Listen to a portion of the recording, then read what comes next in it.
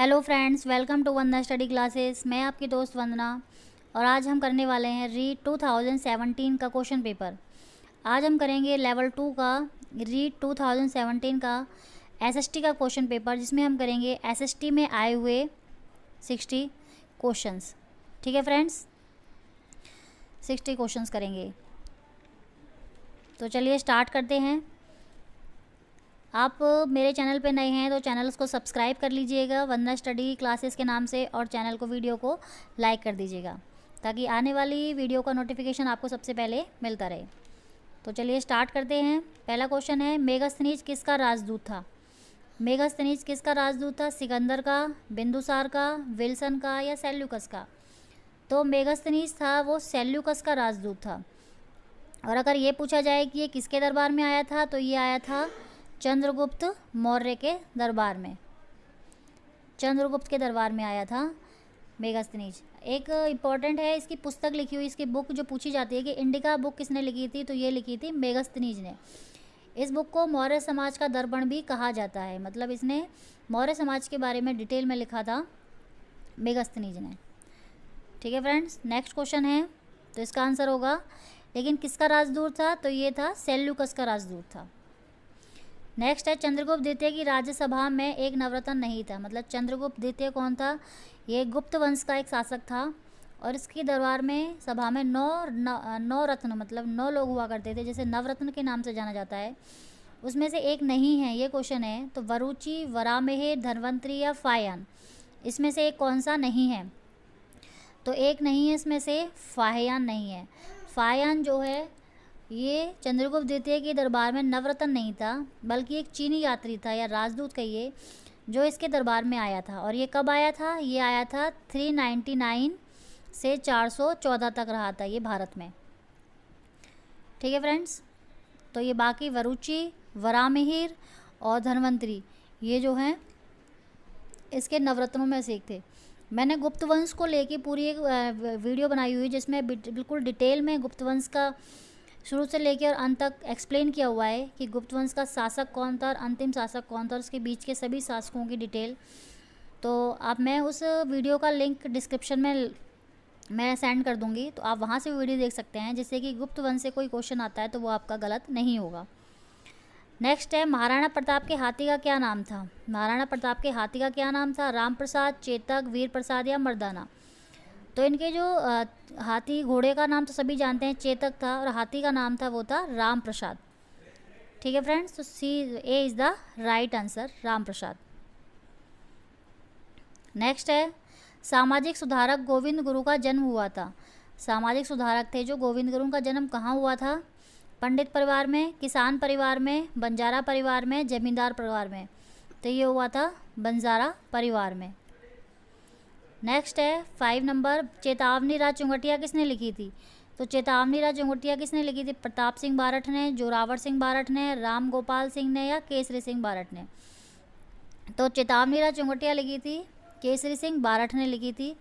ये लिखी थी 1903 में लिखी थी, और इसमें उन्होंने 13 सोरठे लिखे थे, इसमें 13 सोरठे।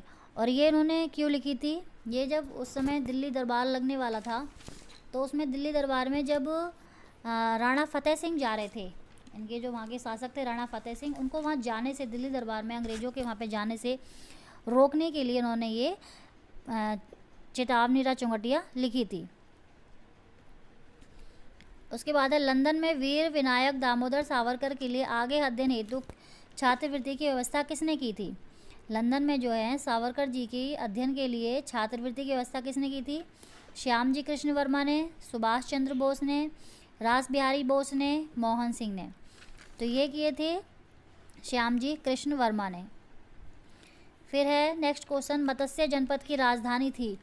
मत्स्य जनपद की राजधानी कौन सी थी? चंपा, विराटनगर, कुशीनारा, ये खुशी नहीं है कुशी होगा, कुशीनारा या गोकुलपुरा? तो मत्स्य जनपद की राजधानी थी विराटनगर। और करंट में वर्तमान में पूछा जाए कि विराटनगर कहाँ है, तो ये राजस्थान में जयपुर के आसपास का क्षेत्र है, वहाँ पर विराटनगर हुआ करता था। फिर है, पैगंबर वंश का आनंद मंदिर कहाँ स्थित है? ये पैगंबर वंश का जो आनंद मंदिर है कहाँ है वो? पाकिस्तान में, भारत में, म्यांमार में या चीन में? तो पैगन वंश का आनंद मंदिर है म्यांमार में। म्यांमार जो है भारत का पड़ोसी देश, जिसे हम बर्मा भी कहते हैं, यहाँ पर स्थित है। नेक्स्ट है तराइन का युद्ध 1191 ईस्वी में किसने जीता था? तराइन का युद्ध हुआ था 1191 में, किसने जीता था?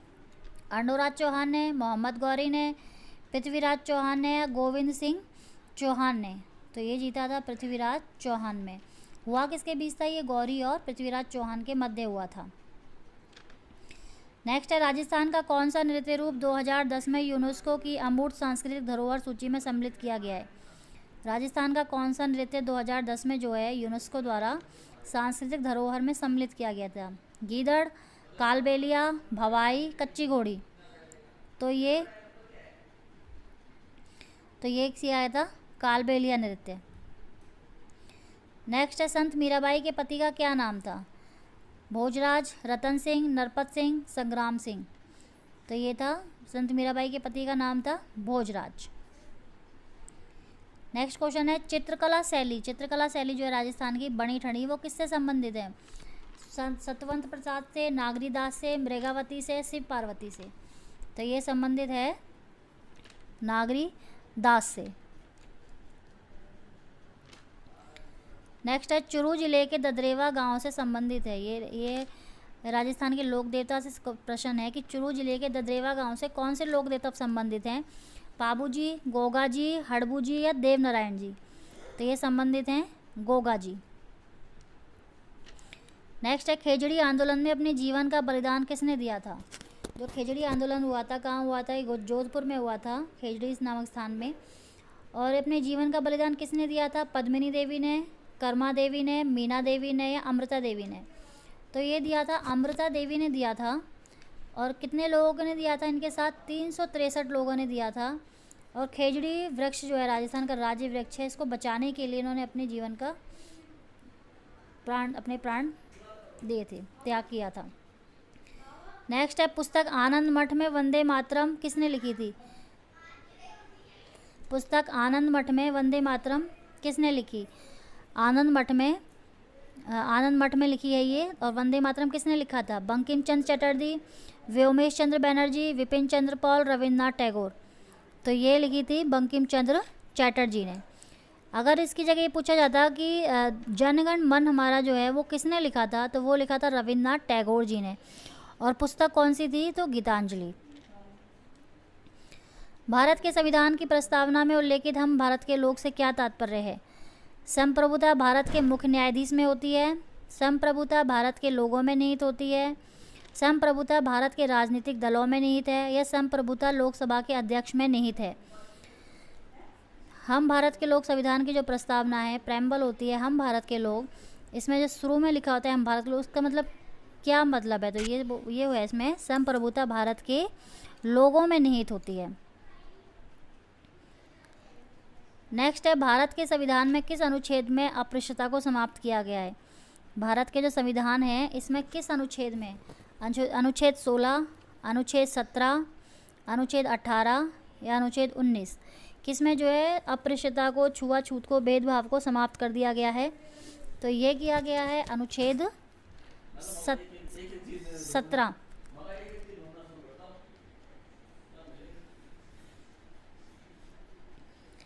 भारत के संविधान के किस भाग में मूल्य कर्तव्यों को सन्निहित किया गया है? मूल्य कर्तव्यों को किस भाग में किया गया है? देखिए 3 क्वेश्चन है, मतलब 3 से जो इम्पोर्टेंट क्वेश्चन बनते हैं। भारत के मूल अधिकार किस भाग में हैं, फिर है राज्य के नीति निर्देशक तत्व किस में है, और मूल कर्तव्य किस भाग में है।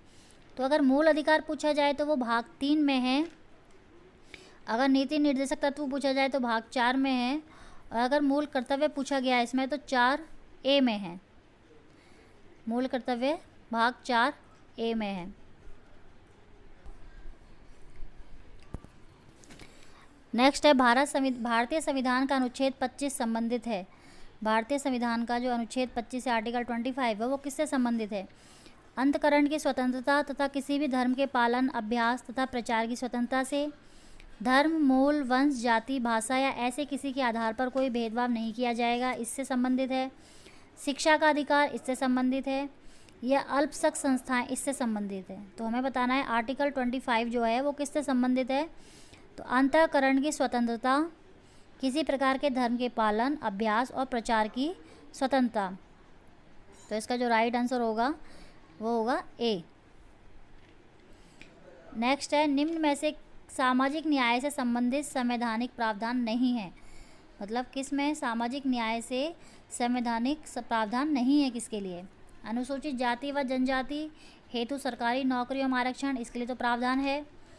विधायिका में अनुसूचित जाति जनजाति हेतु आरक्षण, इसके लिए भी है। समान कार्य हेतु समान वेतन या बाल श्रम निषेध, तो संवैधानिक प्रावधान किसके लिए नहीं है? समान कार्य हेतु समान वेतन, इसके लिए नहीं है। नेक्स्ट है, सामाजिक अध्ययन में निम्न में से कौन सी परीक्षा छात्रों के स्वतंत्र चिंतन के मूल्यांकन का अवसर प्रदान करती है? सामाजिक अध्ययन में पूछा जाए कि कौन सी परीक्षा है जो छात्रों को स्वतंत्र चिंतन में फ्री थिंकिंग के लिए अवसर प्रदान करती है। तो वस्तुनिष्ठ प्रकार की परीक्षा, निबंधात्मक प्रकार की परीक्षा, लघु उत्तरात्मक प्रकार की परीक्षा या अति लघु उत्तरात्मक प्रकार की परीक्षा। तो इसका सही आंसर होगा आंसर बी, निबंधात्मक प्रकार की परीक्षा में ही व्यक्ति फ्री थिंकिंग करके सोच सकते हैं बच्चे। नेक्स्ट है, निम्नलिखित में से कौन सी रबी की फसल है? रबी की फसल पूछा है। रबी की फसल जो होती है वो सर्दियों की फसल होती है। तो कौन सी फसल है रबी की? जूट की, मूंगफली की, सरसों की या तरबूज की? तो ये होगी सरसों की फसल जो है रबी की फसल होती है। 23 है, निम्नलिखित में से किस आंतरिक राष्ट्रीय राजमार्ग के द्वारा नदी में सदिया से धुबरी को जोड़ा गया है? नदी में सदिया से धुबरी राष्ट्रीय जलमार्ग के द्वारा पूछा गया है। ये किसको जोड़ा गया है? राष्ट्रीय जलमार्ग संख्या 1, जलमार्ग संख्या 2, जलमार्ग संख्या 3 या जलमार्ग संख्या 4? क्या होगा इसका सही आंसर? आप अपने आंसर साथ साथ कमेंट में देते चलिए, जिससे कि आप अपनी तैयारी को चेक कर सकते हैं कि आपके कितने आंसर सही हैं। ठीक है फ्रेंड्स, तो इसका जो सही आंसर होगा वो होगा राष्ट्रीय जलमार्ग संख्या 2। फिर 24 नंबर का क्वेश्चन, 2011 की जनगणना के अनुसार भारत में पुरुष साक्षरता दर कितनी थी? 2011 की जनगणना के अनुसार भारत में पुरुष साक्षरता दर कितनी थी? 82.14%, 65.46%, 72.36% या 78.30%? तो ये थी 82.14%। 2011 की जनगणना के अनुसार भारत में पुरुषों की साक्षरता दर थी 82.14%। नेक्स्ट है, भारत में शीतकालीन वर्षा कहाँ से उत्पन्न होने वाले चक्रवातों का परिणाम है? भारत में जो शीत ऋतु में ठंड के मौसम में वर्षा होती है, बारिश होती है, वो कहाँ के चक्रवातों का परिणाम है? अरब सागर में उठने वाले चक्रवात, बंगाल की खाड़ी में, लाल सागर में या भूमध्य सागर में? तो इसका जो सही आंसर होगा वो है भूमध्य सागर में। नेक्स्ट है, सिंधु गंगा के मैदान में जहाँ से आंतरिक प्रभाव पुनः प्रकट होती है स्थानीय रूप से जानी जाती है। सिंधु गंगा का जो क्षेत्र है, जो उत्तर के मैदान पड़ते हैं ये, इसमें आंतरिक प्रभाव जो पुनः प्रकट होता है वह उसे किस नाम से जानते हैं? तराई प्रदेश, भावर प्रदेश, बांगर प्रदेश या चो? तो किस नाम से जाने जाते हैं? ये जाने जाते हैं तराई प्रदेश के नाम से।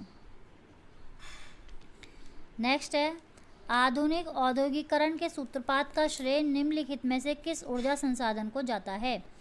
आधुनिक औद्योगिकरण के सूत्रपात का श्रेय निम्नलिखित में से किस ऊर्जा संसाधन को जाता है? जल विद्युत को, आणविक ऊर्जा को, कोयला को या गैर परंपरागत ऊर्जा को? तो ये जाता है कोयला को।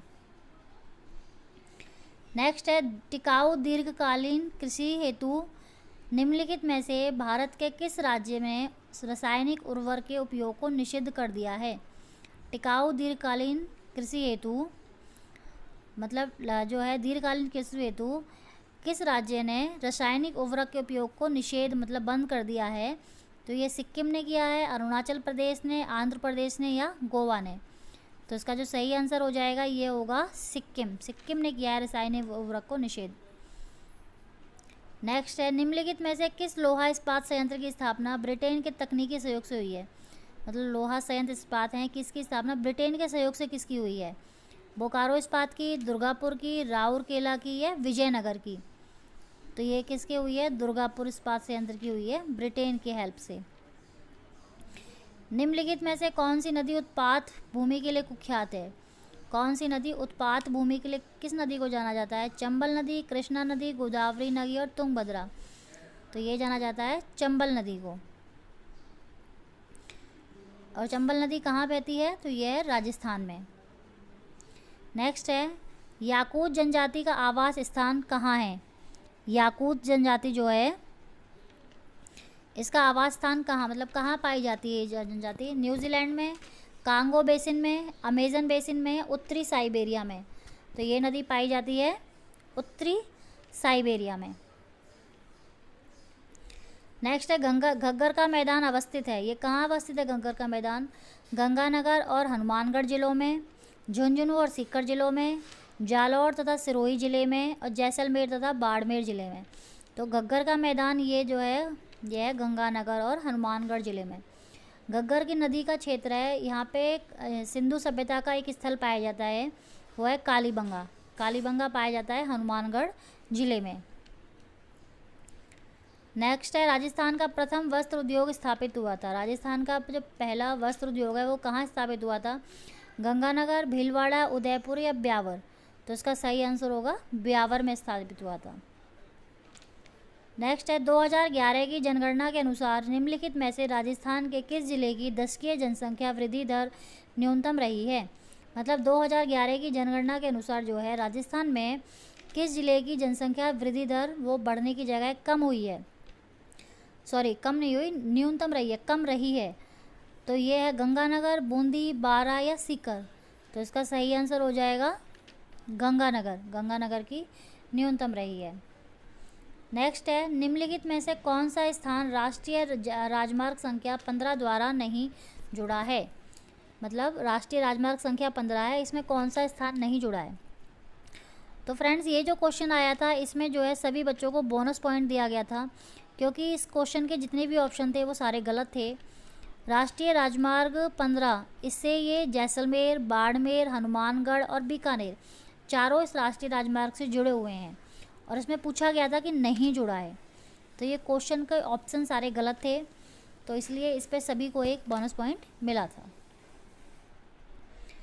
नेक्स्ट है, निम्नलिखित में से राजस्थान में मीठे पानी की सबसे बड़ी मानव निर्मित झील कौन सी है? मानव निर्मित झील और मीठे पानी की झील कौन सी है? तो ये है जयसंबंध झील। नेक्स्ट है, विष्णु के भक्त कहलाते थे। विष्णु के भक्त क्या कहलाते थे? नयनार, पाशुपत, अलवार या लिंगायत। तो ये विष्णु के भक्त कहलाते थे अलवार। ये अलवर नहीं होगा, आलावार या आलवार होता है। विष्णु के भक्त कहलाते थे अलवार। और अगर ये पूछा जाता कि शिव जी के भक्त क्या कहलाते थे, तो शिव जी के भक्त पूछा जाता तो वो होता नयनार। नेक्स्ट है, निम्नलिखित में से किस स्रोत में प्राचीन भारत के 16 महाजनपदों का उल्लेख है? मतलब 16 महाजनपदों के बारे में किस ग्रंथ में लिखा हुआ है डिटेल में? अंगुत्तर निकाय, दिव्यावदन, ऋग्वेद या सुत्त पिटक। तो ये है अंगुत्तर निकाय। और ये किस धर्म का ग्रंथ है? तो ये बौद्ध धर्म का ग्रंथ है, जिसमें इसमें 16 महाजनपद के बारे में डिटेल में लिखा हुआ है। फिर है, रावी नदी का प्राचीन नाम क्या था? रावी नदी का प्राचीन नाम पूछा है, सुवास्तु, कुंभा, परुषणी या द्विष्टदती। तो रावी नदी का प्राचीन नाम था परुषणी। नेक्स्ट है, सूरसेन जनपद की राजधानी थी। सूरसेन जनपद था, उसकी राजधानी क्या थी? मथुरा, इंद्रप्रस्थ, वृंदावन या कुरुक्षेत्र। तो सूरसेन जनपद की राजधानी थी मथुरा। फिर नेक्स्ट क्वेश्चन, राज्य राजस्थान अपने परिपूर्ण रूप से इस तिथि को सामने आया। मतलब राज्य राजस्थान जो है वो किस तिथि को, किस डेट को पूछा, तारीख को, कि पूर्ण रूप से राजस्थान के रूप में, जिस राजस्थान को हम जानते हैं आज के इतने ज़िले हैं यहाँ से यहाँ तक है, इस तरह से ये पूर्ण रूप में कब सामने आया था? 1 नवंबर 1956 को, 15 मई 1949 को, 25 मार्च 1948 को या 26 जनवरी 1950 को। तो ये आया था 1 नवंबर 1956 को। राजस्थान का मतलब भारत आज़ाद होने के बाद राजस्थान का जो एकीकरण हुआ था वो 7 चरणों में हुआ था और 8 साल से अधिक समय लगा था इसमें। राजस्थान का एकीकरण के ऊपर मैंने वीडियो बनाई हुई है जिसमें डिटेल में एक एक चरण के बारे में पूरा एक्सप्लेनेशन के साथ मैंने समझाया हुआ है। मैं डिस्क्रिप्शन में उसका लिंक दे दूँगी, तो आप वहाँ जाके वो वीडियो देख सकते हैं।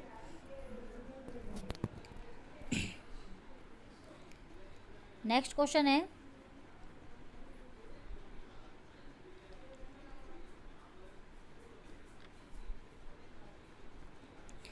सामाजिक अध्ययन का शिक्षण किया जाता है। सामाजिक अध्ययन का शिक्षण किया जाता है माध्यमिक स्तर पर, उच्च माध्यमिक स्तर पर, स्नातक स्तर पर या उपरोक्त सभी।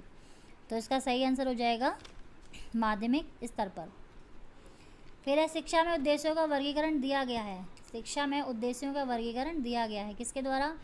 जॉन डीवी के द्वारा, स्मिथ के द्वारा, बीएस ब्लूम के द्वारा या आई के डेविस के द्वारा। तो शिक्षा में जो उद्देश्यों का वर्गीकरण दिया गया है वो दिया है बीएस ब्लूम के द्वारा। इन्होंने शिक्षा के उद्देश्य को 3 भागों में बांटा है।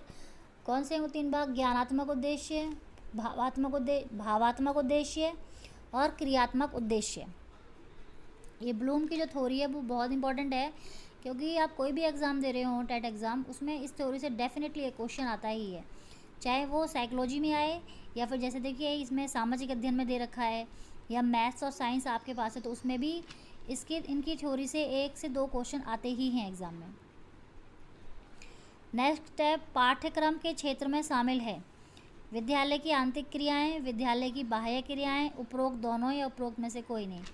तो विद्यालय की जो पाठ्यक्रम होता है उसमें सभी क्रियाएं शामिल होती हैं, तो इसका आंसर हो जाएगा सी, विद्यालय की आंतरिक और बाह्य क्रियाएं। नेक्स्ट है सामाजिक अध्ययन की पाठ्यपुस्तक किसके अनुरूप होनी चाहिए? सामाजिक अध्ययन की पाठ्यपुस्तक किसके अनुरूप होनी चाहिए? लेखन के, विद्यार्थी के, शिक्षक के या सरकार के? तो ये होनी चाहिए विद्यार्थियों के अनुरूप।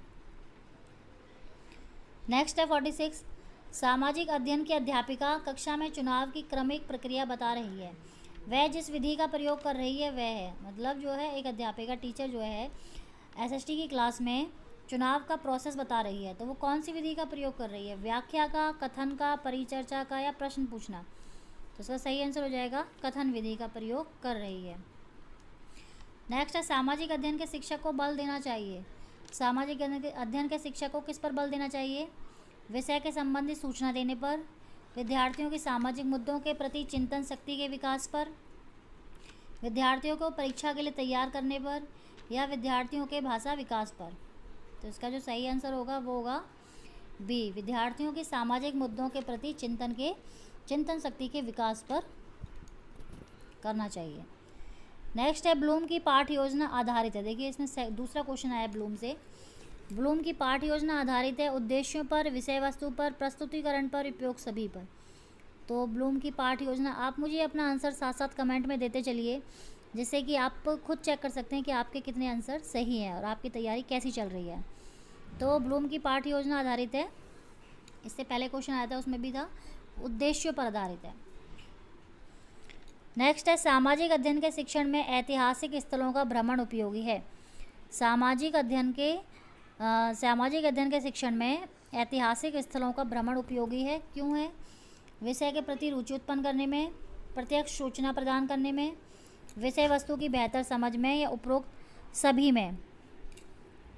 तो इसका जो सही आंसर हो जाएगा वो हो जाएगा उपरोक्त सभी में। नेक्स्ट है 50 क्वेश्चन, प्रायोजना एक उद्देश्यपूर्ण कार्य है जो संलग्नता के साथ सामाजिक वातावरण में किया जाता है। यह कथन किसना है? यह कथन है किसका है? तो ये एक स्टेटमेंट, एक परिभाषा दी गई है। प्रायोजना एक उद्देश्यपूर्ण कार्य है और जो संलग्नता के साथ सामाजिक वातावरण में किया जाता है। तो यह कथन है, यह किसने कहा है? ब्लूम ने, क्रो एंड क्रो ने, जॉन डीवी ने या किलपैट्रिक ने? तो ये कहा है किलपैट्रिक ने। D is the right answer. Next question है, लोकसभा की कार्यवाही के संचालन के लिए आवश्यक गण पूर्ति क्या है? मतलब लोकसभा की कार्यवाही के लिए, संचालन के लिए कितने लोगों की, मतलब कितने लोग होने चाहिए? कुल सदस्य का 1/4 भाग, कुल सदस्य का 2/3 भाग, कुल सदस्य का 1/3 भाग या कुल सदस्य का 1/10 भाग। तो इसका सही आंसर हो जाएगा वो हो जाएगा 1/10वां भाग। नेक्स्ट है 52 नंबर का क्वेश्चन। भारत के संविधान में कौन से अनुच्छेद में एक मंत्री परिषद का प्रावधान है और प्रावधान है जो कि राष्ट्रपति को उसके कार्यों के निर्वहन के लिए सहायता करेगा। मतलब किस अनुच्छेद में यह प्रावधान है कि राज्य का एक राष्ट्रपति होगा और उसके लिए उसकी मदद के लिए एक मंत्री परिषद होगी। तो किस अनुच्छेद में है? आर्टिकल 74, अनुच्छेद 74, अनुच्छेद 78, अनुच्छेद 89 और अनुच्छेद 80। तो इसका जो सही आंसर होगा वो है आर्टिकल 74, अनुच्छेद 74 में। नेक्स्ट है, राज्य चुनाव आयुक्त को कौन नियुक्त करता है? राज्य के जो चुनाव आयुक्त को कौन नियुक्त करता है? भारत में मुख्य निर्वाचन आयुक्त, भारत के राष्ट्रपति, संबंधित राज्य का राज्यपाल या राज्य की विधानसभा। तो ये होगा संबंधित राज्य का राज्यपाल। जिस राज्य में चुनाव है उस राज्य का राज्यपाल राज्य चुनाव आयुक्त को नियुक्त करता है। नेक्स्ट है, भारत के सर्वोच्च न्यायालय के संबंध में निम्न में से कौन सा कथन सही नहीं है? देखिए इसमें पूछा गया है सही नहीं है। ये 4 स्टेटमेंट दी गई हैं और इसमें 3 स्टेटमेंट सही हैं और एक गलत है। तो हमें ये बताना है कौन सी सही नहीं है। पहला है, संविधान की व्याख्या से संबंधित किसी मामले पर राष्ट्रपति सर्वोच्च न्यायालय से परामर्श मांग सकता है। ये सही है कि राष्ट्रपति किसी भी मामले में सर्वोच्च न्यायालय से परामर्श मांग सकता है। नेक्स्ट है, राष्ट्रपति द्वारा मांगे जाने पर सर्वोच्च न्यायालय उन्हें परामर्श देने हेतु बाध्य है। फिर है, राष्ट्रपति सर्वोच्च न्यायालय द्वारा किए गए परामर्श को मानने हेतु बाध्य नहीं है। और फिर है, सर्वोच्च न्यायालय के परामर्श के अनुसार सरकार प्रस्तावित विधेयक में आवश्यक संशोधन कर सकती है। सर्वोच्च न्यायालय के परामर्श के अनुसार सरकार प्रस्तावित विधेयक में आवश्यक संशोधन कर सकती है। तो इसमें 3 सही हैं, एक गलत है। तो कौन सा सही नहीं है? तो ये हो जाएगा 20 का सही नहीं है। राष्ट्रपति द्वारा मांगे जाने पर सर्वोच्च न्यायालय उन्हें परामर्श देने हेतु बाध्य नहीं है। ठीक है फ्रेंड्स। नेक्स्ट है 55 नंबर का क्वेश्चन। भारत के राष्ट्रपति के चुनाव के निर्वाचन मंडल में शामिल हैं। मतलब राष्ट्रपति का चुनाव होता है, उसमें कौन कौन शामिल हैं? ए, लोकसभा के निर्वाचित सदस्य, बी, लोकसभा के सभी सदस्य, सी, भारत की संसद व राज्यों की विधानसभाओं में केवल निर्वाचित सदस्य, या डी, भारत की संसद तथा राज्यों की विधानसभाओं और दिल्ली और पुदुचेरी की संघ शासित प्रदेशों के केवल निर्वाचित सदस्य। तो इसका जो सही आंसर हो जाएगा वो होगा डी। नेक्स्ट क्वेश्चन है, एशिया की सबसे लंबी नदी नहीं है, सॉरी लंबी नदी है, एशिया की सबसे लंबी नदी है हांगहो, यांगतीजी, मेकांग या लिना। तो इसका सही आंसर होगा एशिया की सबसे लंबी नदी है यांगतीजी। फिर है, किलिमंजारो पर्वत किस देश में अवस्थित है? किलिमंजारो पर्वत किस देश से अवस्थित है? तंजानिया, केन्या, युगांडा या रवांडा। तो इसका जो सही आंसर होगा वो होगा तंजानिया। नेक्स्ट है, समताप सीमा पर औसत तापमान रहता है। समताप सीमा, क्षोभ मंडल, सप्ताप मंडल से अर्थ के ऊपर जो 5 लेयर हैं उनसे क्वेश्चन है कि समताप सीमा पर औसत तापमान कितना रहता है? 43 degree Celsius, -50 degree Celsius, 100 degree Celsius और 0 डिग्री सेल्सियस। तो इसका सही आंसर हो जाएगा 0 डिग्री सेल्सियस। नेक्स्ट क्वेश्चन है, बेसाल्ट एक उदाहरण है। बेसाल्ट एक उदाहरण है उपपातालीय शैल का, बाह्य आग्नेय शैल का, पातालीय शैल का, कायांतरित शैल का। तो ये किसका उदाहरण है? बाह्य आग्नेय शैल का। B is the right answer. और आज का लास्ट क्वेश्चन है, एक पोषण स्तर से दूसरे पोषण स्तर तक ऊर्जा का प्रवाह होता है, कितना होता है? 15%, 5%, 10% या 20%। ये ऊर्जा प्रवाह का नियम है। ये किसने दिया था? लिंडमान ने दिया था। कितनी एक पोषण स्तर से, मतलब एक स्तर से दूसरे स्तर में कितनी पोषक ऊर्जा का प्रवाह होता है? तो ये होता है 10% का। ठीक है फ्रेंड्स, तो ये थे आज के 60 क्वेश्चन। ये थे रीट 2017 का क्वेश्चन पेपर था ये, जिसमें हमने एसएसटी के 60 क्वेश्चन किए हैं। SST के 60 क्वेश्चन।